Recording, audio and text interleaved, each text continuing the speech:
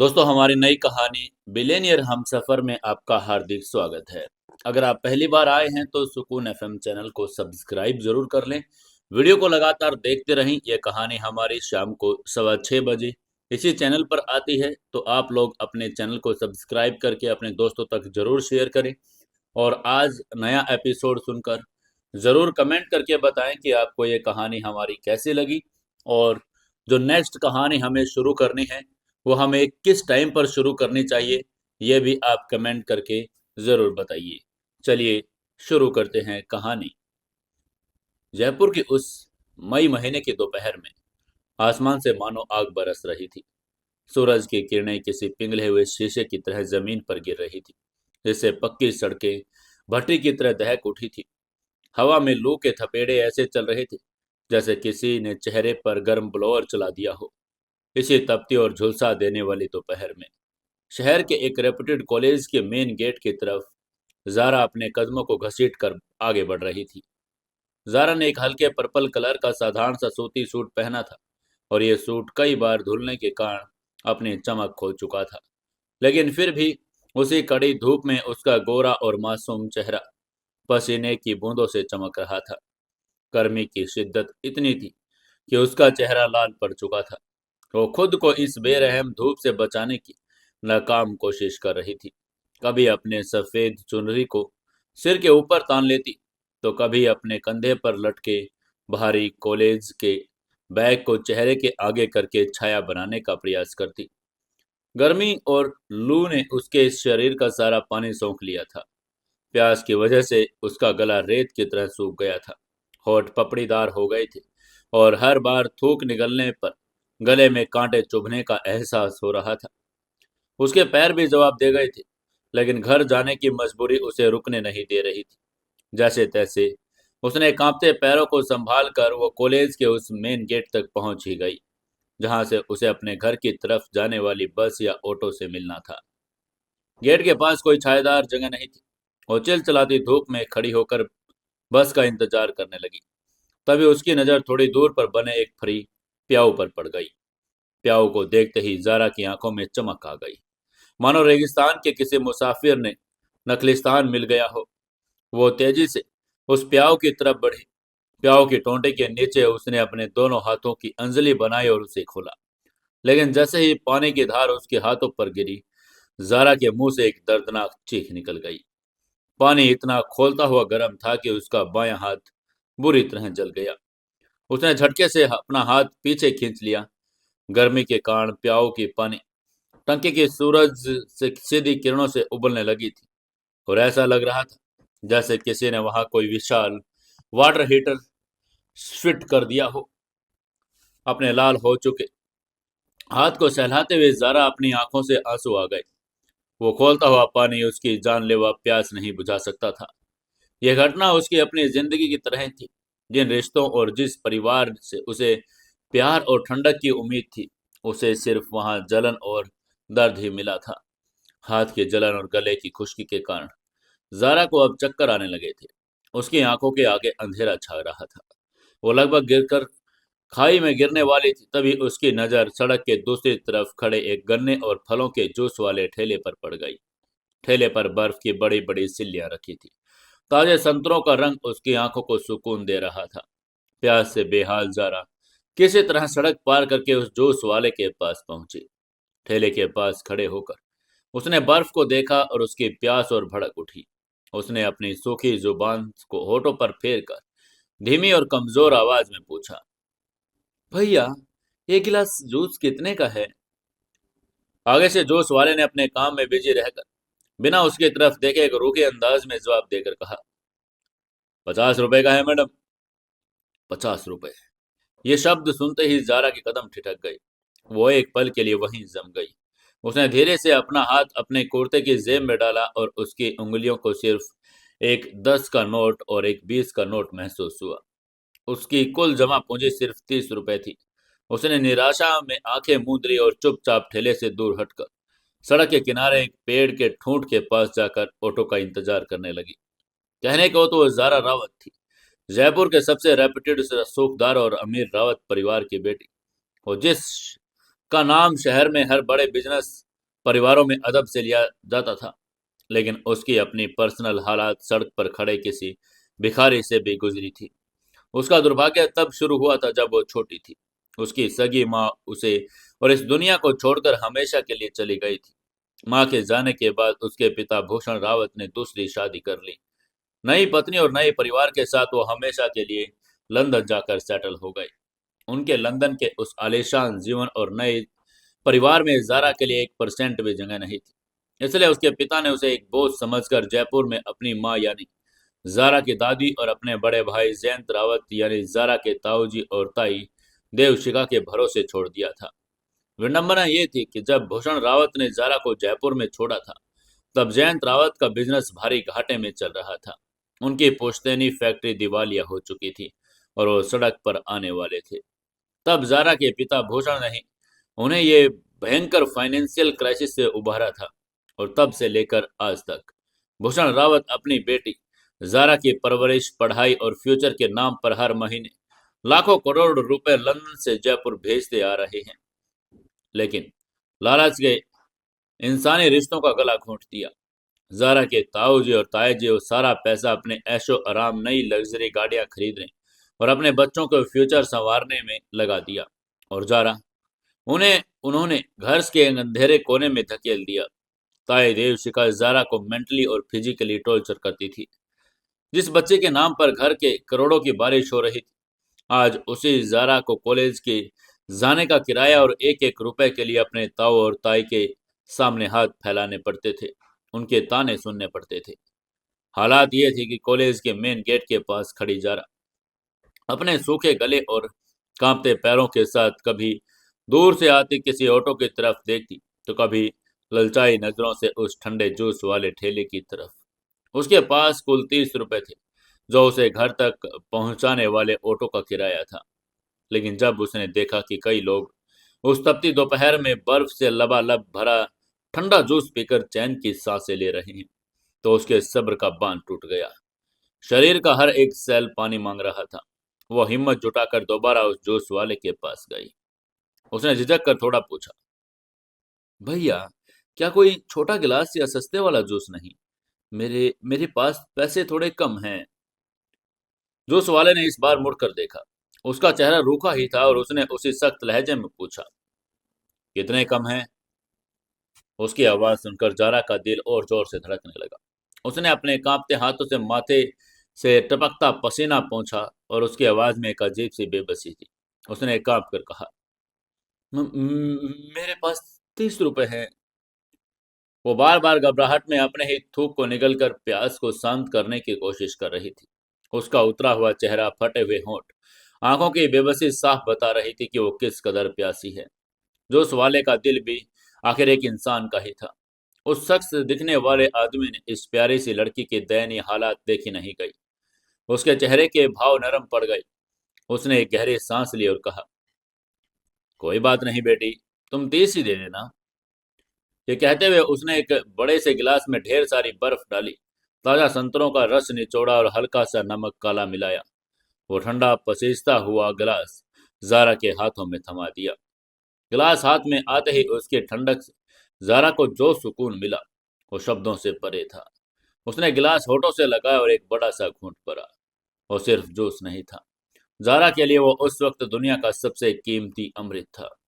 जैसे ही वो ठंडा तरल उसके गले के नीचे उतरा, उसके शरीर से एक एक रोम में परम शांति मिल गई। उसका तपता हुआ पेट और सीना एक पल के लिए बिल्कुल ठंडा हो गया। उसकी आंखें बंद करके उसने एक एक घूंट को महसूस किया। पलक झपकते ही वो पूरा गिलास खाली कर चुकी थी। जूस पीने के बाद उसने राहत की लंबी सांस ली। उसने अपना बैग खोला और बहुत ही हिफाजत से रखे वो मुड़े तुड़े 30 रुपए निकाले और जूस वाले के हाथ पर रख दिए।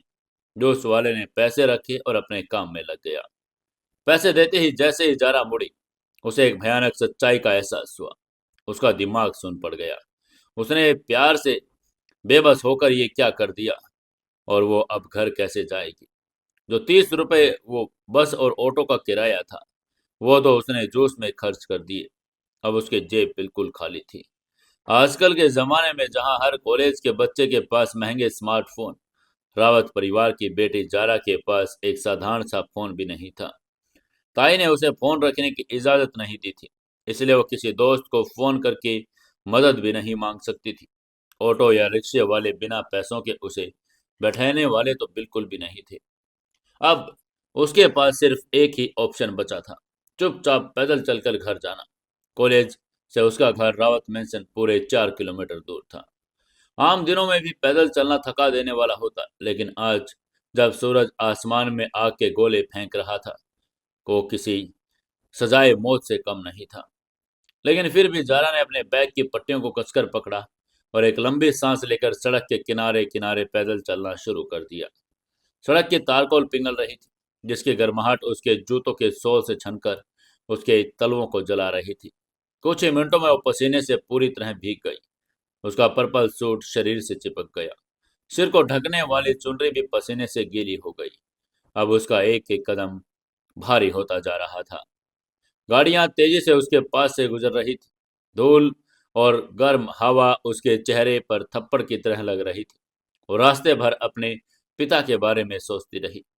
क्या लंदन में बैठे उसके पापा को एक बार भी ये ख्याल नहीं आया होगा कि उसकी बेटी किस हाल में है? क्या उन्हें पता है कि जिन पैसों को वो भेजते हैं, उन पैसों से ताई अपने कुत्ते के लिए विदेशी खाना मंगवाती है, लेकिन जारा को पैदल घर जाना पड़ता है। ऐसे ही लगातार 1 घंटे तक उस भयंकर लू और धूप में चलने के बाद जब जारा के पैरों में छाले पड़ चुके थे, उसकी सांसें धोखने की तरह जल रही थी, तब जाकर उसे अपने घर का एक विशाल लोहे का दरवाजा दिखाई दिया। रावत मेंशन्स पर वो मेन गेट किसी शाही महल के दरवाजे से जैसा था। काले रंग के भारी भरकम लोहे के गेट पर गोल्डन कलर से नक्काशी की गई थी। जारा लड़खड़ा के कदमों से वहां पहुंचे और उसने गेट के पास लगी हुई इलेक्ट्रिक बेल बजा दी। टिंग टिंग। अंदर घंटे की आवाज गूंजी। जारा वहीं गेट का सहारा लेकर खड़ी हो गई। उसे उम्मीद थी कि गार्ड आकर दरवाजा खोलेगा और सीधे अपने कमरे में जाकर फर्श पर गिर पड़ेगी। लेकिन 1 मिनट बीता, 2 मिनट बीत गए, किसी ने दरवाजा ही नहीं खोला।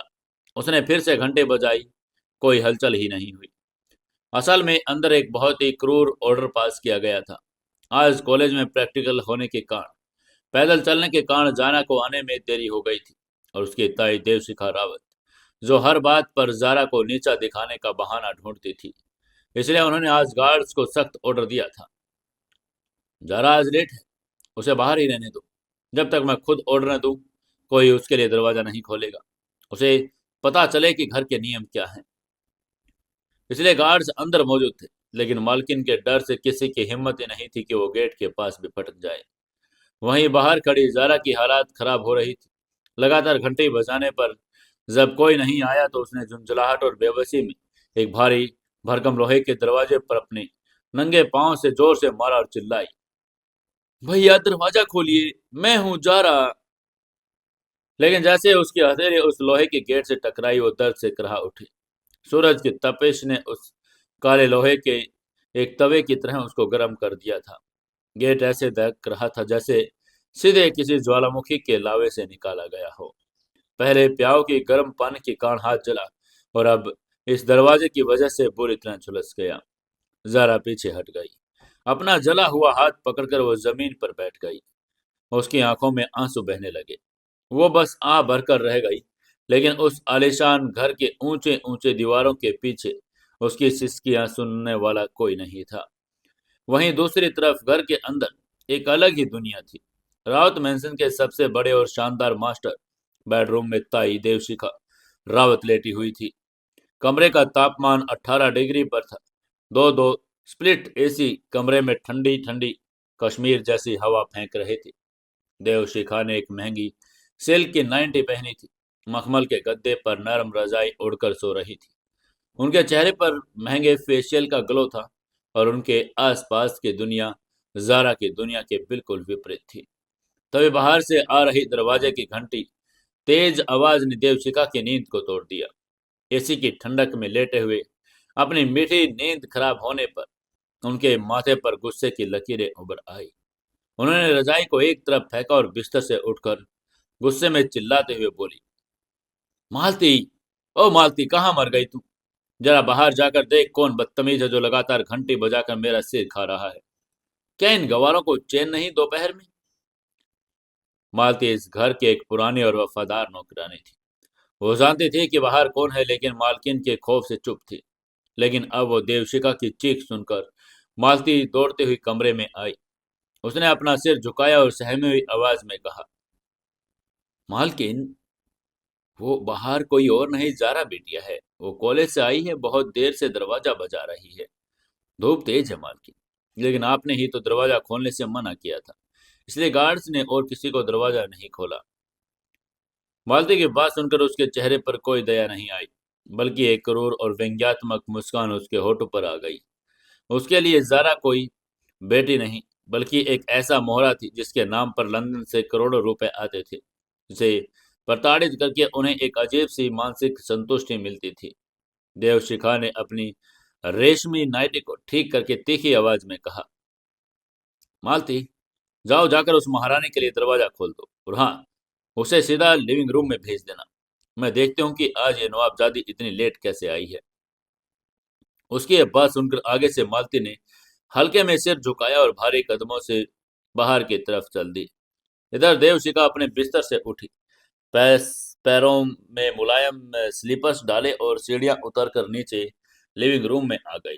रावत मेंशंस का ये लिविंग रूम किसी 5 स्टार होटल की लॉबी से कम नहीं था। इटालियन मार्बल का फर्श इतना ठंडा, उस पर नंगे पैर चलना सुकून देता था। छत पर टंगा विशाल झूमर और कोनों में रखे महंगे शो पीस उस परिवार की दौलत की गवाही दे रहे थे। देवशिखा एक मखमली सोफे पर रानी की तरह बैठ गई और जारा के अंदर आने का इंतजार करने लगी। वहीं बाहर जारा तपते लोहे के दरवाजे के सहारे आधी बेहोश की हालत में बैठी हुई थी। तभी भारी दरवाजे के खुलने की चरमराहट हुई और मालती ने दरवाजा खोला। जारा को उस खस्ता हाल में देखकर मालती की आंखें भर आई, लेकिन मालकिन के डर से उसे सिर्फ धीरे से फुसफुसा कर उसने कहा, बिटिया, जल्दी अंदर जाओ, मालकिन लिविंग रूम में गुस्से में बैठी है। उसकी यह बात सुनकर जारा ने में गहरी सांस ली। अंदर की ठंडी हवा का झोंका जैसे ही उसके झुलसे हुए चेहरे पर पड़ा, उसे एक पल के लिए राहत मिली।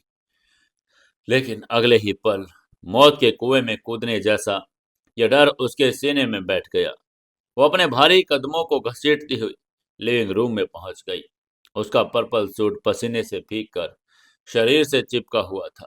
बाल उलझे हुए थे, होठ सूख कर पपड़ी बन चुके थे और चेहरा टमाटर की तरह लाल हो गया था। वो वहां खड़ी उस आलीशान कमरे में एक अजनबी की और अनाथ बच्चे की तरह लग रही थी। जैसे ही जारा अंदर आई, देवशिखा ने आओ देखा न ताओ उस पर शब्दों के तीर बरसाने शुरू कर दिए। उन्होंने चिल्लाकर कहा, महारानी जी, आज कौन से नवाब के साथ गुलछर्रे उड़ा कर आ रही हो? तुम्हें पता भी है कि टाइम क्या हो रहा है? देवशिखा की आवाज पूरे हॉल में गूंज उठी। उसकी ये आवाज सुनकर जारा डर के मारे कांप गई। उसने अपनी नजरें झुका ली और कांपती आवाज में कहा, ताई जी, वो प्रैक्टिकल था कॉलेज में, इसलिए लेट हो गई, और मैं पैदल चलकर आई हूँ, इसलिए टाइम लग गया। पैदल? यह सुनते ही देवशिखा सोफे से झटके से खड़ी हो गई। उनकी आंखें गुस्से में फैल गई। उन्होंने अपनी भौहें सिकोड़ कर पूछा, तो पैदल क्यों आई है? क्या मैंने तुम्हें सुबह ऑटो का किराया नहीं दिया था? और 30 रुपए क्या तूने आग में फूंक दिए? आगे से जारा की धड़कन तेज हो गई। वो जानती थी कि अगर उसने सच बताया तो क्या अंजाम होगा, लेकिन उसके पास झूठ बोलने की ताकत भी नहीं बची थी। जारा ने अपनी नजरें झुकाकर अपने झुलसे हुए हाथ की उंगलियों को आपस में रगड़कर धीमी आवाज में कहा, ताई जी, वो वो रास्ते में बहुत प्यास लगी थी, गला सूख रहा था, इसलिए मैंने उन प्यासों से जूस पी लिया था। यह बात सुनना ऐसा था कि देवशिका के चेहरे पर किसी ने तेजाब डाल दिया हो। वो आग बबूला हो गई। उन्होंने चिल्लाकर कहा, जूस पी लिए? तेरी इतनी हिम्मत? देवशिका ने चिल्लाकर एक मैगजीन उठाकर टेबल पर दे मारी। आगे कहा, तुझे क्या लगता है कि तेरा बाप ने यहाँ नोटों का पेड़ लगा रखा है? हम यहाँ तेरे नखरे उठाने के लिए बैठे हैं। एक तो भिखारी की तरह हमारे टुकड़ों पर पल रही है, ऊपर से शौक देखो महारानी के। जूस पिएंगी? तुझे प्यास लगी थी तो पानी नहीं पी सकती थी? आगे से जारा ने कांपकर अपनी बात का जवाब देकर कहा, पानी पानी बहुत गर्म था ताई जी। देखिए, हाथ जल गया मेरा। ये कहते हुए जारा ने रोते हुए अपने लाल हो चुके हाथ को आगे किया, लेकिन देवशिखा की उसकी कोई फर्क नहीं पड़ा। देवशिखा ने अपनी उंगली जारा के चेहरे की तरफ तानकर फरमान सुनाकर कहा, बकवास बंद कर। मुझे तेरी कोई झूठी कहानी नहीं सुननी। आज तेरी इस बदतमीजी और अय्याशी की सजा ये है कि आज रात का खाना तू बनाएगी, वो भी सबके लिए, और अकेले। कोई नौकर तेरी मदद नहीं करेगा। चल अब दफा हो जा मेरी नजरों के सामने से। अपनी ताई की यह बात सुनकर जारा के पैरों तले की जमीन खिसक गई। वो सुबह 7 बजे से घर से निकली हुई थी। 4 किलोमीटर तपती धूप में पैदल चलकर आई थी। उसका शरीर टूट रहा था, लेकिन उसे आराम एक पल का भी नहीं था। वो चुपचाप अपना सिर झुकाकर वहां से मुड़ गई। जारा सीढ़ियां चढ़कर घर के सबसे पिछले हिस्से में बनी एक छोटी सी कोठरी की तरफ गई। कहने को रावत मेंशंस में 20 कमरे थे, लेकिन जारा का कमरा घर के नौकरों के कमरे से भी छोटा और बदतर था। कमरे का दरवाजा खोलते ही अंदर की भभकती हुई गर्मी ने उसका स्वागत किया। कमरे में कोई एसी या कूलर नहीं था। छत पर एक पुराना जंग लगा हुआ पंखा टंगा था, जो चर चर की आवाज करते हुए बस पूछ कर घूमता रहता था। का हवा कम और छत के गर्माहट ज्यादा नीचे फेंकता था। कमरे में एक छोटा सा लोहे का पलंग था, जिस पर गद्दा तक नहीं था। सिर्फ एक सूती दरी बिछी थी। जारा का यह रोज का नियम था। दिन भर की धूप से छत और कमरे का फर्श इतना गर्म हो जाता कि उस पर पैर रखना भी मुश्किल होता। पूरी रात रात के 3 बजे तक फर्श को ठंडा होने का इंतजार करती। 3 बजे जब थोड़ी बहुत ठंडक होती, तब जाकर वो उस कठोर जमीन पर लेटकर अपनी थकी हुई आंखें मूंद पाती थी। लेकिन तभी तो शाम के 5 बज रहे थे। आराम का कोई सवाल नहीं था। उसने आज भारी बैग एक कोने में जमीन पर पटका और सीधे उस छोटे से बाथरूम में घुस गई। बाथरूम का दरवाजा बंद करते ही रोज उसके सब्र का बांध टूट गया। वो दीवार के नीचे सहारे बैठ गई, फूट फूट कर रोने लगी।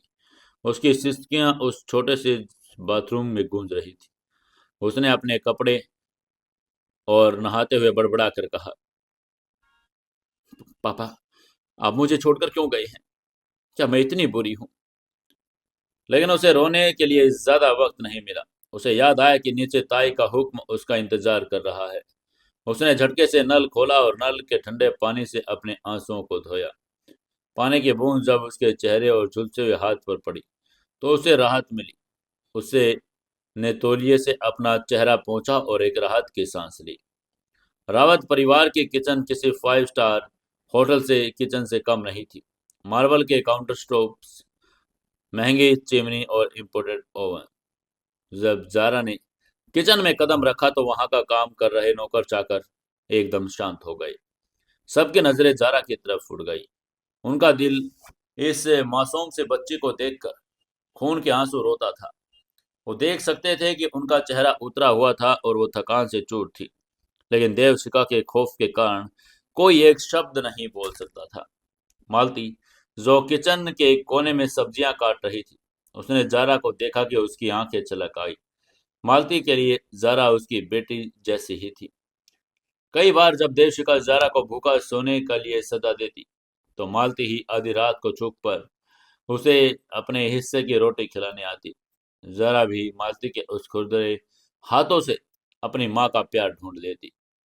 मालती ने नजरें बचाकर जारा की तरफ देखा और इशारे से पूछा, ठीक हो? जारा ने बस हल्के से मुस्कान में अपना सिर हिला दिया, जो पूरी तरह से झूठी थी। इसके बाद जारा ने एप्रन पहना और किचन के बीचों बीच खड़ी हो गई। मालती उसके कुछ मदद करना चाहती थी, लेकिन तभी पीछे से देवशिका की कड़कदार आवाज आई, मालती, तुम और बाकी सब बाहर निकलो किचन से। आज सारा काम ये महारानी अकेली करेंगी। उसका ये ऑर्डर सुनते ही नौकर सिर झुकाकर किचन से बाहर चले गई। मालती ने जाते जाते एक आखिरी दर्द भरी नजर से जारा पर डाली और बाहर निकल गई। अब जब विशाल कैंटीन में जारा बिल्कुल अकेली ही थी, तभी देवशिखा किचन के दरवाजे पर आकर खड़ी हो गई। उसके चेहरे पर एक कठोर भाव था। देवशिका ने हुक्म चलाकर कहा, ध्यान से सुनो जरा। आज रात तुम्हारे ताऊजी के कुछ फॉरेन डेलीगेट्स बिजनेस मीटिंग के लिए डिनर पर आ रहे हैं, इसलिए आज का मेन्यू इटालियन होगा। मुझे टेबल पर लाजान्स, मशरूम रिजोटो, गार्लिक ब्रेड और डेजर्ट्स के तिरमुसु चाहिए। और हाँ, पास्ता पैकेट वाला नहीं बल्कि हाथ से बना हुआ होना चाहिए। अगर खाने में कोई भी कमी निकली तो तेरी खैर नहीं, समझी? उनकी यह बात सुनकर जारा की आंखें फटी रह गई। इटालियन खाना, वो भी हाथ से बना हुआ पास्ता और लाजान्या, इन सबको बनाने में घंटों की मेहनत और भयंकर एनर्जी लगती थी। उसका शरीर पहले ही टूट रहा था और वो ऊपर से इतनी भारी भरकम काम। लेकिन फिर बेजारा के होठ चबाकर उसने कहा, जी, जी ताई जी। इसके बाद देवशिखा वहां से चली गई। उनके ऊपर जाते ही जारा ने सबसे पहले पास्ता के लिए आटा गूंदना शुरू किया। मैदे को गूंथने की ताकत लगती है और उसे के हाथ में छाले पड़ गए थे। उसका जो हाथ प्याऊ के पानी से जला था, अब वो उसका आटा गूंथते हुए भयंकर दर्द कर रहा था। हर बार जब वो आटे पर जोर लगाती तो उसकी कलाई के नसें तन जाती। आंखों में आंसू की एक बूंद छलक कर आटे में गिर जाती। वहीं गैस स्टोव और ओवन के एक हाथ से साथ चलने वाली वजह से किचन का तापमान तेजी से बढ़ने लगा। एसी के बावजूद किचन मिट्टी की तरह तप रहा था। जरा एक गैस पर रिजोटो के लिए चावल पका रही थी और दूसरे लाजन्या की सॉस तैयार कर रही थी। बीच बीच में ओवन में गार्लिक ब्रेड चेक कर रही थी। लगातार 2 घंटे तक बिना रुके बिना काम करके बैठ के गर्मी और थकान के मारे फिर से उसे चक्कर आने लगे। एक पल के लिए उसे लगा कि वो गिर जाएगी। उसने किचन के स्लैब में कसकर पकड़ लिया और उसकी आंखें बंद हो गई। उसने मन ही मन में खुद से कहा, मुझे हार नहीं माननी, मुझे मजबूत रहना है। वो मन ही मन खुद को दिलासा दे रही थी, लेकिन ओवन की आंच और गैस स्टोव की गर्माहट ने उस विशाल मॉड्यूलर किचन को किसी तंदूर में बदल दिया था। लगातार 3 घंटे की कमर तोड़ मेहनत के बाद आखिरकार उसने वो शानदार इटालियन दावत तैयार कर ली थी। अब मार्बल के काउंटर टॉप पर हाथ से बना हुआ एकदम फ्रेश लाजान्यास रखा था, जिसके ऊपर पिघली हुई मोज़रेला चीज की सुनहरी परत चमक रही थी। एक बड़े से क्रिस्टल बाउल्स में कीमो मशरूम्स रिजोटो रखा था, जिसकी भीनी भीनी खुशबू पूरे किचन में फैल रही थी। साइड में क्रिस्पीस गार्लिक ब्रेड और टोकरियां के अंदर सजी हुई थी। फ्रिज के अंदर एकदम परफेक्ट सेट हुआ तिरमिसू डेजर्ट रखा था। ये सारा खाना किसी 5 स्टार होटल के मास्टर शेफ से कम न जैसा लग रहा था, लेकिन इसे बनाने वाले की हालत किसी मजदूर से बदतर थी। जारा के पर्पल सूट का रंग पसीने से भीगकर गहरा हो चुका था। उसके बाल लटों के रूप में उसके गालों और गर्दन से चिपके हुए थे। प्याऊ के उबलते पानी और लोहे के तपते गेट से जला हुआ उसका बायां हाथ अब सूज कर लाल हो चुका था। उसमें भयानक टीस उठी थी। पास्ता का सख्त आटा गूंदने की वजह से उस जले हुए हिस्से पर पानी के छाले उभर आए थे, जो किसी भी वक्त फूट सकते थे। तभी बाहर से लग्जरी गाड़ियों के हॉर्न और भारी जूतों की आवाजें आनी शुरू हो गई। फॉरेन डेलीगेट्स रावत मेंशंस पहुंच चुके थे। उनके स्वागत के लिए पूरा घर रोशनी में नहाया हुआ था। बाहर की चहल पहल सुनकर जारा ने गैस बंद की और स्लैब का सारा हारा लेकर एक गहरी सांस ली। उसे लगा कि शायद अब उसका काम खत्म हो गया है और उसे अपने कमरे में जाकर कुछ देर गर्मी से ही सही बैठने का मौका तो मिल जाएगा। शायद मालती उसे रूखी सूखी 2 रोटियां ही दे देगी, क्योंकि सुबह से उसके पेट में अन्न का दाना भी नहीं गया था। भूख के मारे उसके पेट में ऐंठन होने लगी। लेकिन तभी किचन के स्विंग डोर को धकेल कर दीपशिखा अंदर आई। उन्होंने बड़ी महंगी डार्क ब्लू रंग की डिजाइनर सिल्क की साड़ी पहनी हुई थी। गले में हीरे का भारी भरकम चमक था और उसके चेहरे पर एक बनावटी शालीन मुस्कान थी, जो मेहमानों को दिखाने के लिए ओढ़ी गई थी। उन्होंने काउंटर पर सजे हुए लाजवाब खाने को देखा और उनकी आंखों में एक कुटिल चमक आ गई। उन्होंने जारा की तरफ देखा, जो पसीने और थकान से हाँफ रही थी। जारा की उस दयनीय हालत पर तरस खाने के बजाय देव शिखा ने उसके चेहरे को देखकर घृणा के भाव ले आई। देवशिखा ने रूखेपन से कहा, खाना तो ठीक ठाक लग रहा है। अब तू एक काम कर, चुपचाप यहां से निकल और अपनी उस मनहूस कोठरी में जाकर छुप जा। बाहर फॉरेन डेलीगेट्स आए हुए हैं। मैं नहीं चाहती कि तेरे इस भिखारी जैसे हुलिये और मनहूस शक्ल को देखकर हमारे मेहमानों का मूड खराब हो। उसकी ये बात सुनते ही आगे से जारा ने अपनी सूखी जुबान पर और कांपती आवाज में कहा, जी ताई जी, मैं जा रही हूँ। ये कहकर वो पलटी और देवशिखा की कड़कदार आवाज ने उसके कदम रोक दिए। तभी देवशिखा ने अपनी उंगली नचाकर कहा, और हाँ, कान खोलकर सुन ले जरा। तुझे क्या लगा था कि आज कॉलेज से लेट आकर नखरे दिखाकर और मेरे सिर में दर्द करके तू बच जाएगी? आज तेरी सजा ये है कि तुझे रात का खाना नहीं मिलेगा, और जब मेहमान चले जाएंगे ये डिनर के सारे बर्तन तेरी ये सारे झूठन तू ही साफ करेगी। कोई नौकर तेरी मदद नहीं करेगा, समझी? उनका यह ऑर्डर सुनकर जारा की आंखें फटी की फटी रह गई। सुबह 7 बजे से लेकर रात के 9 बजे तक बिना कुछ खाए पिए तपती धूप में पैदल चलना, फिर घंटों भट्टी के सामने खड़े होकर खाना बनाना। उसके शरीर की आखिरी बची हुई ऊर्जा भी अब खत्म हो चुकी थी। जारा की आंखों में आंसू छलक रहे। उसने सिसक कर कहा, ताई जी प्लीज, मुझे बहुत तेज भूख लगी है, मैंने सुबह से कुछ नहीं खाया। मैं बर्तन साफ कर दूंगी, प्लीज मुझे थोड़ी सी रोटी। लेकिन इससे पहले कि वो अपनी बात पूरी कर पाती, देवशिखा ने फुसफुकार कर कहा, चुप कर बदतमीज लड़की, मेरे सामने जबान लड़ाती है। मैंने कहा ना, आज तुझे खाना नहीं मिलेगा मतलब नहीं मिलेगा। अब दफा हो जाए यहां से। ये बहुत ही धीमी आवाज में वो बोल रही थी ताकि बाहर मेहमानों तक आवाज न चली जाए।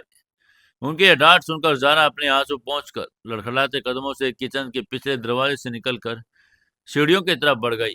इधर देवशिखा ने तुरंत अपने चेहरे पर एक शालीन और मेहमानवाज मुस्कान ओढ़ ली। उन्होंने मालती और अन्य नौकरों को इशारा किया। ट्रॉली पर सारा इटालियन खाना सजाकर डाइनिंग हॉल में लेकर जाया गया। डाइनिंग टेबल पर शहर के सबसे नामी बिजनेसमैन और जयंत रावत अपने विदेशी मेहमानों के साथ बैठे थे। जब खाना टेबल पर परोसा गया तो उसकी खुशबू से ही मेहमानों के चेहरे खिल उठे। एक ब्रिटिश डेलीगेट ने लाजन्या का एक निवाला खाकर आंखें बंद करके उसकी तारीफ करके कहा, wow, this looks amazing Mrs Rawat. मैंने इटली के बाहर इतना ऑथेंटिक लाजान्या कभी नहीं खाया। इसका शेफ कौन है?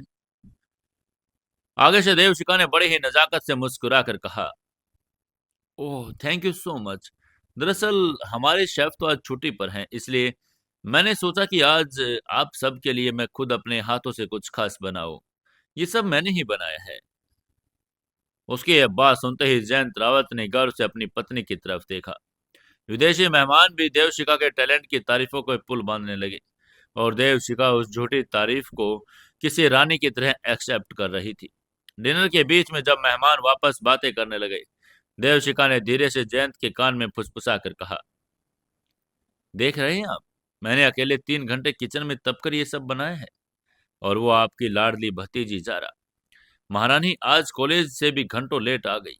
जब मैंने उसे थोड़ी सी मदद करने को कहा तो साफ मना कर दिया। कहती है कि रावत खानदान की बेटी है, कोई नौकरानी नहीं है।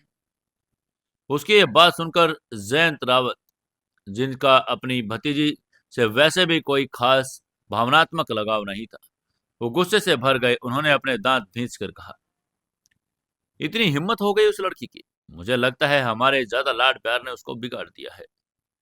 तब देवशिखा ने आग में घी डालकर कहा, वही तो, इसलिए मैंने आज उसे सजा दी। मैंने कह दिया कि आज उसे रात का खाना नहीं मिलेगा और सारे झूठे बर्तन भी वही धोएगी। अब जब अकल ठिकाने नहीं आएगी तो वो सुधरेगी नहीं। उसकी बात सुनकर जयंत ने अपनी वाइन का घूंट भरकर कठोरता से कहा, तुमने बिल्कुल सही किया देवशिखा। उसे अनुशासन सिखाना बहुत जरूरी है। उसे पता होना चाहिए कि वो कुछ के टुकड़ों पर पल रही है।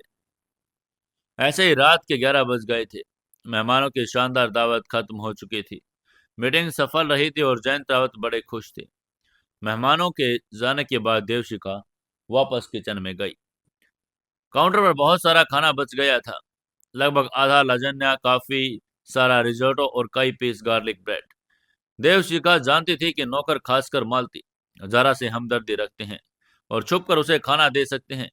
इसलिए अपनी क्रूरता की सारी हदें पार करके देवशिका ने खुद अपने हाथों से वो सारा बचा हुआ खाना एट्रॉइट कंटेनर्स में पैक किया और उन्हें किचन के बड़े डबल डोर फ्रीज में रख दिया। इसके बाद उन्होंने फ्रिज को लॉक कर दिया, चाबी अपने पल्लू में बांध दी। मालती जो दूर खड़ी बर्तन समेट रही थी, यह देखकर सन रह गई और उसकी आंखों में आंसू आ गए। तभी देवशिका ने कठोर नजरों से उसे देखकर कहा, मालती, सारे झूठे बर्तन सिंक में डाल दे, और हाँ, कोई भी नौकर ज़ारा की मदद नहीं करेगा। अगर मुझे पता चला कि किसी ने उसे एक निवाला भी दिया, तो मैं उसे धक्के मारकर नौकरी से निकाल दूंगी। समझ गए साहब? उसकी ये बात सुनते ही किचन में मौजूद सभी नौकरों ने डर के मारे सिर झुका लिया। इसके बाद देवशिका अपनी सैंडल खटखटाती हुई अपने ठंडे आलीशान बेडरूम की तरफ चली गई। वहीं मालती बेबसी से उस ताले वाले फ्रिज को देखती रही। आज वो अपनी बिटिया के लिए कुछ नहीं कर सकती थी।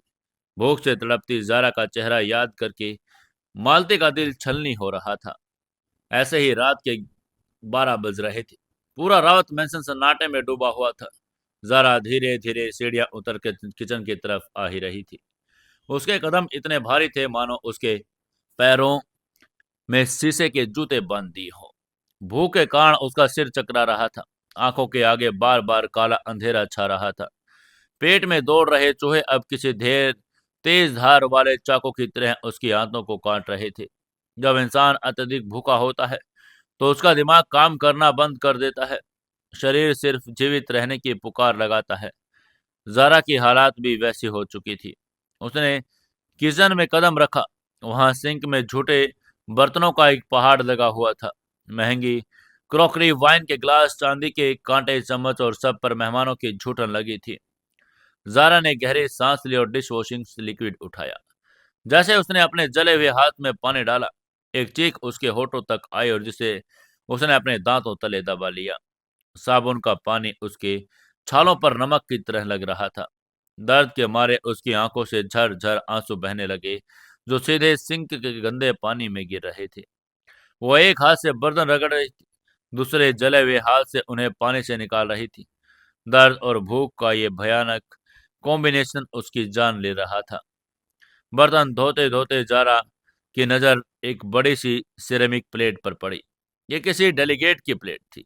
उसमें लाजन्या का एक बड़ा सा टुकड़ा बचा था, जिसमें आधा खाकर छोड़ दिया गया था। उसके बगल में रिजोटो से सना हुआ एक गार्लिक ब्रेड का टुकड़ा पड़ा था। ये झूठन थी, किसी अनजान शख्स का छोड़ा हुआ झूठा खाना। एक रसूखदार करोड़पति परिवार की बेटे के लिए इससे बड़ा अपमान क्या हो सकता था। लेकिन ज़ारा के पेट से उठी भूख की आग ने उसके दिमाग के हर नर्व को सुन्न कर दिया। आत्मसम्मान, इज्जत, घिन, भूख के सामने ये सारे शब्द बेमानी हो चुके थे। उसका शरीर कांपने लगा। उसकी नजरें उस झूठे लाजन्या के टुकड़े पर टिक गई। उसने एक पल के लिए अपनी आंखें बंद की। उसे अपने पिता का चेहरा याद आया, जो मीलों दूर लंदन में ऐशो आराम की जिंदगी जी रहे थे। उसे अपनी ताई की वो बातें याद आई, एक भिखारी की तरह हमारे टुकड़ों पर पल रही है। शायद उसकी ताई सही थी, वो एक भिखारी ही तो थी। ज़ारा ने घबरा कर इधर उधर देखा। पूरा किचन खाली था। रात का सन्नाटा पसरा था। भूख ने उसे इस कदर लाचार कर दिया कि उसने अपने कांपते हुए साबुन और जूठन से सटे हाथों से प्लेट को उठा लिया। बिना कुछ सोचे, बिना किसी हिचकिचाहट के उसने उस झूठे लजन्या के टुकड़े को उठाया और अपने मुंह में रख लिया। जैसे वो ठंडा झूठा खाना उसके सूखे गले से नीचे उतरा, उसे लगा जैसे उसे जीवन दान मिल गया हो। उसकी आंखों में आंसुओं का एक सैलाब फूट पड़ा। वो रोती जा रही थी और उन विदेशी मेहमानों की छोड़े झूठन को चबाती जा रही थी। इसके बाद उसने गार्लिक ब्रेड का वो झूठा टुकड़ा उठाया और उसे भी पागलों की तरह खाने लगी। उसे इस बात की कोई परवाह नहीं थी कि खाने में किसी का थूक लगा है और वो घंटों से वहां पड़ा है। उस वक्त वो खाना उसके लिए दुनिया का सबसे स्वादिष्ट अमृत था। वो एक जानवर की तरह छुप छुप कर, डरी हुई नजरों से चारों तरफ देखती रही और अलग अलग प्लेटों से बचे हुए जूठन बटोर बटोर कर खाने लगी। उसकी सिसकियां और खाना चबाने की आवाज उस शांत किचन में एक भयानक दर्दनाक धुन में पैदा कर रही थी। ज़ारा को लग रहा था कि वो बिल्कुल अकेली है। उसे लग रहा था कि वो उसकी इस लाचारी और अपमान को कोई नहीं देख रहा, लेकिन वो गलत थी। किचन के स्विंग डोर के बाहर अंधेरे दालान में 3 आकृतियां खड़ी थी, मालती और घर के 2 पुराने नौकर। वो देवशिखा के खौफ से जारा की मदद करने तो नहीं आ पाए थे, लेकिन वो अपनी उस प्यारी बच्ची की इस हालात में उसे अकेला भी नहीं छोड़ सकते थे। वे बस बाहर छुपकर ये देखना चाहते थे कि जारा ठीक तो है। लेकिन जब उन्होंने दरवाजे की हल्की सी दरार के अंदर का नजारा देखा तो उनके पैरों तले की जमीन खिसक गई। रावत खानदान का असली वारिस, मासूम बच्ची जिसे अपने हाथों से वो पूरी दावत तैयार की थी, आज फर्श पर बैठकर सिंक के पास खड़ी होकर दूसरों की झूठी प्लेटों से खाना नोच नोच कर खा रही थी। यह दृश्य इतना विचलित कर देने वाला था कि रामू काका, घर के पुराने ड्राइवर, ने अपने मुंह में अपने हाथों में रख लिया और उसकी सिसकी बाहर न निकल जाए। मालती जमीन पर घुटनों के बल गिर पड़ी। उसने अपने दोनों हाथों से अपना सिर पकड़ लिया और फूट फूट कर रोने लगी। मालती ने बिना आवाज किए अपने होठों से बुदबुदा कर कहा, हे भगवान, क्या पाप किया है इस बच्ची ने? किस जन्म का बदला ले रहे हो तुम इससे? एक बाप के होते हुए भी बच्ची अनाथों से भी गई गुजरी जिंदगी जी रही है। उसके आंसू दलान के मरबल पर गिर रहे थे, लेकिन वो लोग चाहकर भी अंदर नहीं जा सकते थे। अगर वो जाते तो जारा को शर्म से पानी पानी हो जाना पड़ता। उसकी बची खुची गरिमा भी टूट जाती कि किसी ने उसे ऐसे झूठन खाते हुए देख लिया। और अगर मालकिन को पता चल गया कि वो सब नौके से निकाल दिए जाएंगे, जारा की हालात इससे भी बदतर कर दी जाती। वो तीनों बस वहां अंधेरे में बेबसी के आंसू रोते रहे। अंदर जारा आंसुओं से भीगता हुआ झूठा खाना खाकर अपनी जिंदगी की सबसे कड़वी भूख शांत कर रही थी। बाहर खड़े वो वफादार नौकर इंसानियत को मरता हुआ देख रहे थे। उस रात रावत मैंसन की उस आलीशान दीवारों में एक ऐसा क्रूर मजाक देखा था जो किसी भी पत्थर दिल इंसान को पिघलाने के लिए काफी था। इसी बीच रात के 2 बज चुके थे। रावत मैंसन ने उस विशाल और शांत किचन में सिंक के पास खड़ी जारा की सांसें अब भारी थी। झूठे बर्तनों का वो पहाड़ अब साफ हो चुका था, लेकिन वह सफाई की कीमत जरा जारा के आत्मा ने चुराई थी। ठंडे पानी और डिश वॉशिंग लिक्विड ने उसके जले हुए हाथ के छालों को बुरी तरह छील दिया था। वहां से हल्का हल्का खून रिसने लगा, जो पानी के साथ मिलकर नाली में बह गया। जूठन खाकर उसके पेट की आग तो थोड़ी शांत हो गई थी, लेकिन उसके आत्मसम्मान की जो हत्या हुई थी, उसका बोझ उसके अंदर ही अंदर तक खाए जा रहा था। इसके बाद उसने किचन की लाइट बंद की और अपने भारी थके हुए कदमों को घसीटकर अपने उस छोटी सी कोठरी की तरफ बढ़ गई। सीढ़ियां चढ़कर एक एक कदम भारी पत्थर जैसा लग रहा था, लेकिन उसके कमरे का दरवाजा खोलते ही जारा को पहली बार एक अजीब सी राहत महसूस हुई। रात के 2 बजने के कारण छत और फर्श पर वो भभकती हुई गर्मी अब शांत हो चुकी थी। फर्श पर अब हल्का हल्का ठंडा होने लगा था और उसने राहत की एक लंबी सांस ली और सीधे उस छोटे से बाथरूम में घुस गई। बाथरूम के मध्यम बल्ब की रोशनी में उसने खुद को आईने में देखा। उसका पर्पल सूट पसीने, किचन के तेल और झूठन के दागों से सन चुका था। उसने उस सूट को अपने शरीर से अलग किया और सूट को उतारते हुए उसके 2 साल पुरानी वो दिवाली याद आ गई। यह पर्पल सूट कोई प्यार से दिया गया तोहफा नहीं। 2 साल पहले दिवाली के मौके पर देवशिखा के कुछ बहुत ही खास वीआईपी मेहमान घर आने वाले थे। वो लोग जारा के पिता भूषण रावत के पुराने बिजनेस पार्टनर थे और जारा को भी बचपन से जानते थे। देवशिखा किसी भी कीमत पर उन मेहमानों के सामने ये जाहिर नहीं होने देना चाहती थी कि भूषण रावत की बेटी इस घर में एक नौकरानी से भी बदतर हालात में रहती है। अपने झूठी शान और महानता दिखावा करने के लिए देवशिखा ने यह साधारण सा लेकिन नया दिखने वाला पर्पल सूट जारा के मुंह पर फेंका था। मेहमानों के सामने देवशिखा ने जारा के सिर पर हाथ फेरकर उसे अपनी लाडली बेटी बताया, लेकिन मेहमानों के जाते ही वही पर्पल सूट और जारा वापस उसी कोठरी के अंधेरे में धकेल दिए गए। ये सब याद करके जारा ने बाल्टी से पानी लिया और थके हुए जले हुए हाथ से उस पर्पल सूट को रगड़ रगड़ कर धोने लगी। उसे कल कॉलेज में पहनने के लिए यही सूट चाहिए था। उसके पास कपड़ों के नाम पर बस गिने चुने चित्रे ही बचे थे। सूट धोने के बाद जारा ने पहनने के लिए जो कपड़े निकाले थे, वो भी उसके अपने नहीं थे। उसने एक घिसा हुआ पुराना रंग का उड़ा हुआ सूती सा सूट पहना जो असल में देवशिखा की लाडली बेटी रूही का पुराना सूट था। रूही जब अपने कपड़ों से बोर हो जाती या उसमें कोई छोटा सा दाग भी लग जाता तो सीधे जारा के पास फेंक कर चली जाती। जारा के पास अब एक और सूट भी नहीं था, वो भी रूही का था और वो भी महंगा और सुंदर सूट था। लेकिन रूही को उस सूट की फिटिंग पसंद नहीं आई थी।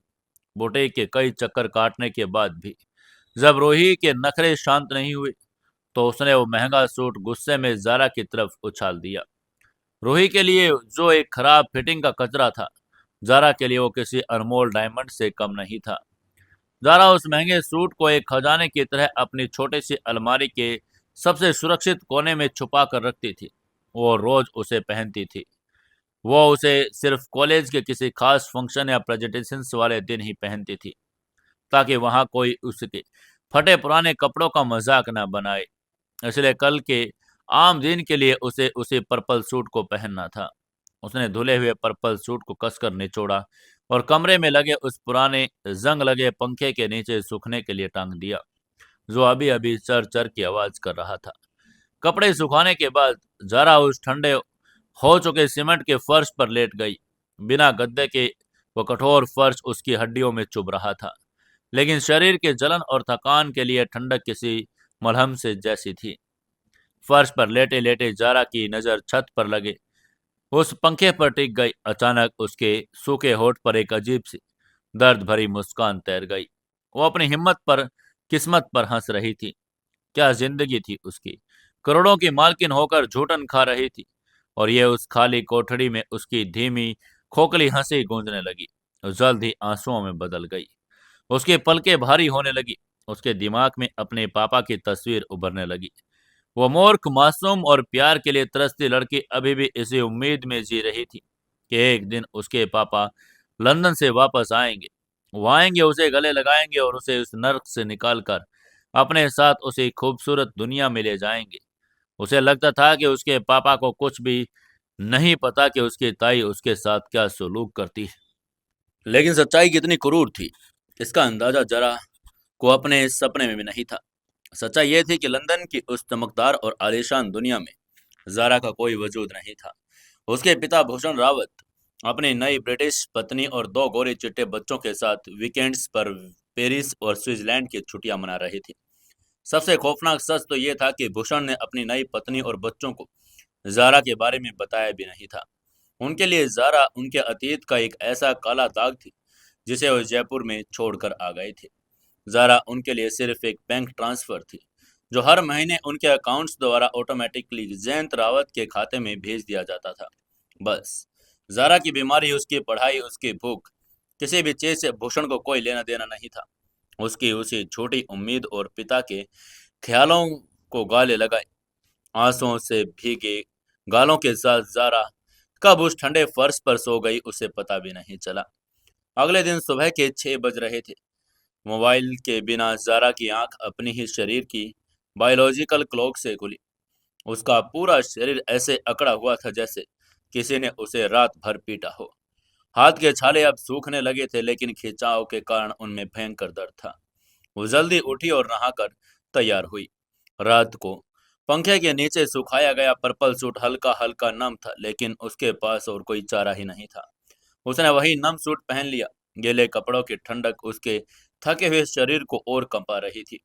कॉलेज जाने से पहले उसका एक नियम था, वो कभी नहीं तोड़ती थी। वो सीधे ग्राउंड फ्लोर पर घर के सबसे शांत कोने में बने एक बड़े से कमरे की तरफ गई। यह उसकी दादी गायत्री देवी का कमरा था। कमरे का दरवाजा खोलते ही दवाइयां और फिनाइल की एक तेज महक जारा के नाक से टकराई। कमरे के बीचों बीच एक बड़े से मेडिकल बेड पर एक गायत्री देवी लेटी हुई थी। बुढ़ापा और लकवा इन दोनों ने मिलकर इस कभी रसूखदार रही औरत को सिर्फ एक जिंदा लाश बना दिया था। उनका शरीर काम नहीं करता था, आवाज जा चुकी थी और बस आंखें थी जिन्हीं में दुनिया भर की बेबसी झलकती थी। जारा धीरे से उनके बेड के पास गई और फर्श पर बैठ गई। उनके अपने दोनों हाथों से अपनी दादी का उस बेजान झुर्रियों भरा हाथ पकड़ लिया और उसे अपने माथे से लगा लिया। जारा ने बहुत ही कोमल आवाज में कहा, गुड मॉर्निंग दादी। उसकी आवाज सुनते ही गायत्री देवी की आंखों की पुतलियां घूमी और उन्होंने अपनी पोती को देखा। जारा के चेहरे की उदासी और उसके लाल पड़े हुए हाथ को देखते ही उस बूढ़ी औरत की आंखों में आंसू आ गए। जारा ने अपनी दादी से कुछ नहीं छुपाया। उसने कल प्याऊ पर हाथ जलने से लेकर पैदल चलकर घर आना, रात को मेहमानों के लिए खाना बनाना और फिर सिंक के पास खड़े होकर वो झूठा लजन्या खाने तक की पूरी कहानी अपनी दादी को सुना दिया। जारा ने रुंधे हुए गले के साथ कहा, मुझे बहुत भूख लगी थी दादी, मैं क्या करती, मुझे पापा की बहुत याद आ रही थी। गायत्री देवी कुछ बोल नहीं सकती थी, लेकिन उनके गालों पर लगातार आंसू बह रहे थे। वो जानती थी कि उनका बेटा और बहू किस कदर राक्षस बन चुके हैं। वो ये भी नहीं जानती थी कि भूषण ने अपने इस बेटे को हमेशा के लिए लावारिस छोड़ दिया है। लेकिन वो लकवाग्रस्त शरीर कुछ नहीं कर सकता था। वो बस अपनी आंखों में से जरा को आशीर्वाद दे सकती थी और उनके दर्द पर मूक आंसू बहा सकती थी।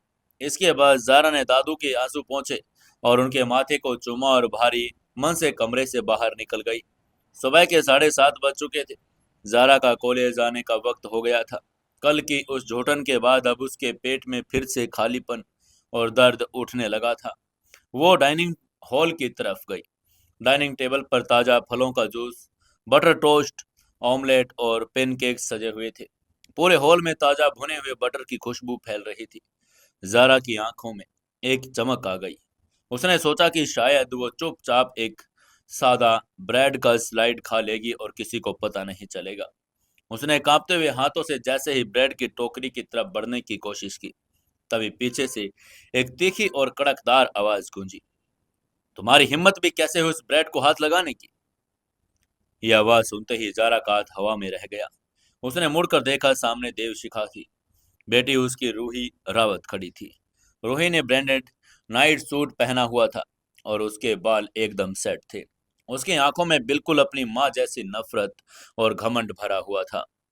रूही तेजी से चलकर टेबल के पास आई और उसने बहुत ही बेरहमी से जारा के हाथ से वो ब्रेड का स्लाइस छीनकर वापस टोकरी में फेंक दिया। रूही ने जारा को घूर कर कहा, अपनी उंगली उसके चेहरे पर तान कर कहा, भूल गई क्या भिखारिन, जब तक मैं और मेरे पापा नाश्ता न कर ले, तुम्हें इस टेबल के किसी भी खाने को छूने की इजाजत नहीं। ये मम्मी का साफ ऑर्डर है। वहीं उसकी यह बात सुनकर जारा ने डर के मारे एक कदम पीछे ले लिया। उसने कांप कर कहा, रूही, मुझे बस एक ब्रेड चाहिए थी। मुझे कॉलेज के लिए देर हो रही है, मुझे बहुत तेज भूख। लेकिन इससे पहले कि वो अपनी बात पूरी कर पाती, रूही ने जोर से चिल्ला कर कहा, अपनी बकवास बंद करो। मम्मी ने तुम्हारे लिए नए रोल्स बनाए हैं। आज से तुम्हें पूरे दिन घर का कोई ताजा खाना नहीं मिलेगा। तुम्हें सिर्फ वही मिलेगा जो रात को हम लोग का बच जाएगा, बिल्कुल हमारे घर के कुत्तों की तरह, समझी। उसकी यह बात सुनकर जारा की धड़कन रुक गई। झूठन, अब उसे हर रोज झूठन खानी होगी। उसके दिल में एक छोटा सा आत्मसम्मान बचा था। रोही ने उसे भी अपने ब्रांडेड जूतों तले कुचल दिया था। जारा की आंखों से आंसू बहने लगे। उसने अपना सिर झुका लिया और अपने आंसू पोंछकर धीरे से कहा, ठीक है, मैं जा रही हूँ, मुझे बस मेरी कॉलेज जाने के पैसे दे दो, मुझे बस या ऑटो पकड़ना है। उसकी यह बात सुनते ही रोही ने व्यंग्यात्मक हंसी हंसी। उसके पास से रखे फ्रूट बाउल से सेब उठाया और उसका एक बाइट लिया। उसको चबा कर बोली, पैसे, ओ हाँ पैसे। रोही ने अपनी जेब से एक टुड़ा मुड़ा 10 का नोट और 2 5 के सिक्के निकाले और उन्हें डाइनिंग टेबल पर जारा की तरफ ऐसे फेंका जैसे कोई सड़क किनारे बैठे भिखारी को भीख देता है। रोही ने क्रूरता से मुस्कुरा कर कहा, ये रहे तुम्हारे 20 रुपए। मम्मी ने कहा है कि अब तुम रोज 60 रुपए नहीं, सिर्फ 20 रुपए लोगी। बहुत पैसे हो गए थे ना तुम्हारे पास, तभी तो कल जूस पीने का शौक चढ़ाया था। ज्यादा पैसे तुम्हारा दिमाग खराब कर रहे हैं। आगे से जारा ने टेबल पर पड़े उन 20 रुपयों को देखा और धीरे से कहा, पर रूही, 20 रुपए में ऑटो नहीं आता, बस का किराया भी अब बढ़ गया है, मैं घर कैसे आऊंगी। आगे से रोही ने कंधे उचका कर कहा, वो तुम्हारी सिरदर्दी है, पैदल जाओ या किसी ट्रक के पीछे लद कर जाओ, मुझे कोई फर्क नहीं पड़ता। अब ये पैसे उठाओ और दफा हो जाओ यहाँ से, मेरा मूड खराब मत करो। वहीं जारा के अंदर अब लड़ने की कोई ताकत नहीं बची थी। उसने अपने उस जले हुए कांपते हुए हाथ से आगे बढ़ाया और टेबल पर गिरे उन 20 रुपयों को मिट्टी में भींच लिया।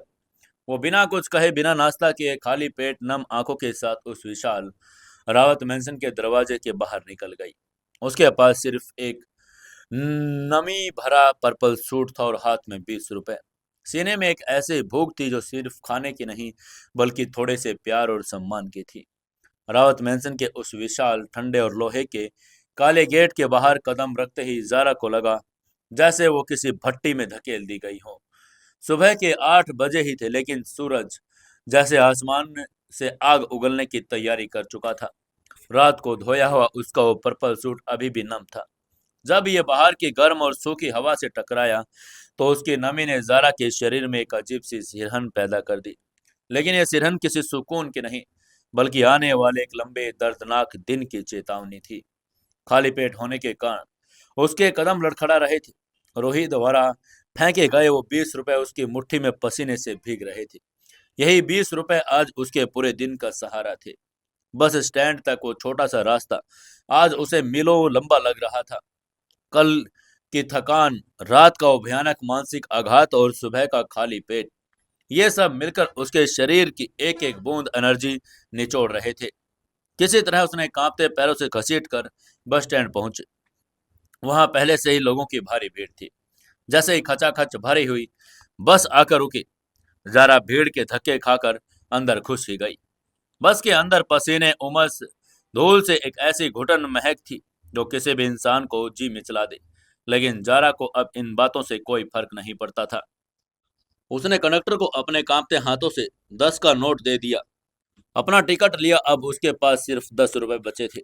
बस के झटकों के बीच खड़े रहने के लिए उसने अपने ऊपर लगे लोहे की रोड को पकड़ा, लेकिन जैसे ही उसके छालों से भरे और जले हुए बाएं हाथ ने उस खुरदरे रोड को कसा, एक भयंकर दर्द की लहर उसकी उंगलियों से होकर कंधे तक दौड़ गई।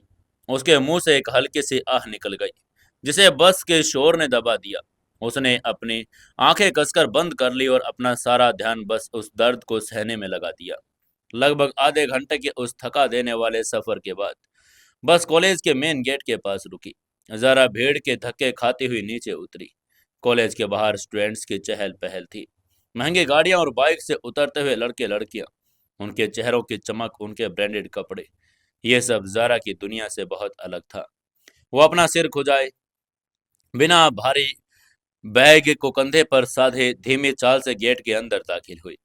तभी पीछे से एक जानी पहचानी बहुत ही प्यारी सी आवाज आई, जारा, ओए जारा, रुकना।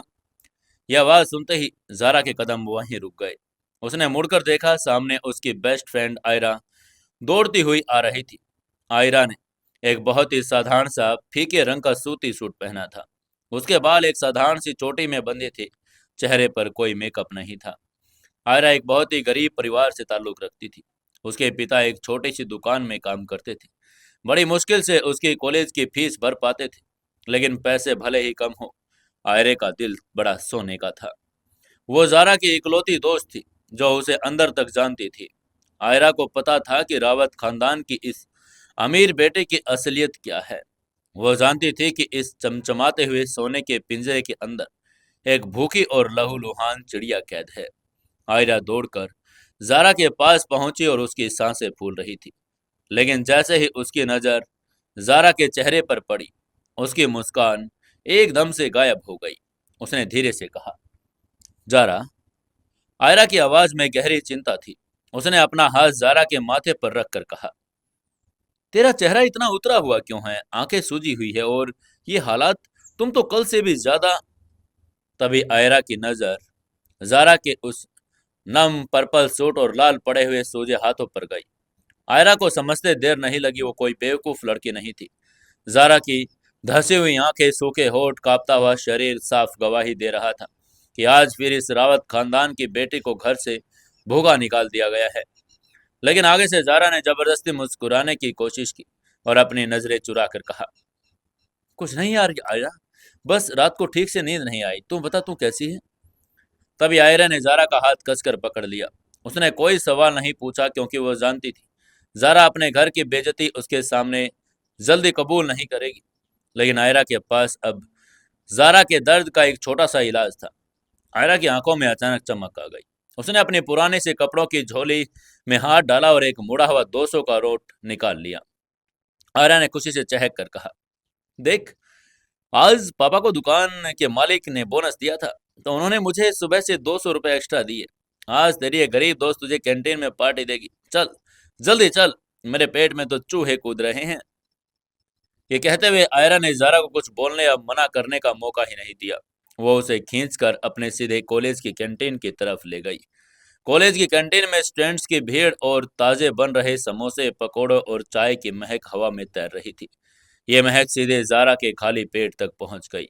उसकी भूख एक बार फिर तड़प उठी।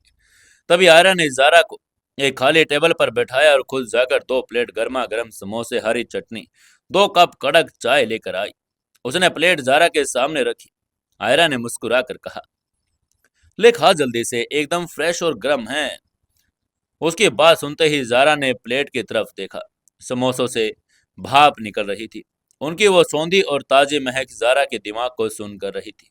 उसने अपने कांपते हुए हाथ से एक गर्म समोसा उठाया। वो इतना गर्म था कि उसकी उंगलियां जलने लगी, लेकिन यह गर्माहट एक अपनेपन की गर्माहट थी। जारा ने जैसे ही उस ताजे क्रिस्पी समोसे का पहला बाइट लिया, उसके गले में अचानक एक भारी सा गोला अटक गया। समोसे का वो ताजा स्वाद उसकी जीभ पर फैलते ही उसके दिमाग में रात का वो खौफनाक दृश्य बिजली की तरह कूद गया। रात का वो सन्नाटा, सिंक के पास पड़ा वो झूठा ठंडा लाजान्या, किसी अजनबी की झूठी प्लेट और कुत्ते की तरह उस झूठन को नोच नोच कर खाती हुई वो खुद। एक ताजा प्यार और इज्जत से दिया गया खाना कैसे होता है, आज आयरा के इस समोसे ने उसे याद दिला दिया था। और इसी एहसास ने जारा की आत्मा को झकझोर कर रख दिया था। उसे याद आया कि कैसे उसने अपनी भूख मिटाने के लिए अपनी इंसानियत, अपना वजूद, अपना सारा आत्मसम्मान उस झूठी प्लेट के साथ निगल लिया था। जारा की आंखें अचानक डबडबा गई। आंसुओं का एक सैलाब उसके पलकों के किनारे आकर रुका। वो समोसे का निवाला चबा ही रही थी, लेकिन उसे निगलना पहाड़ जैसा भारी होने लगा था। अब क्या करेगी जारा, और क्या करेगी उसकी दोस्त आयरा? क्या होगा इस चमत्कारी कहानी में?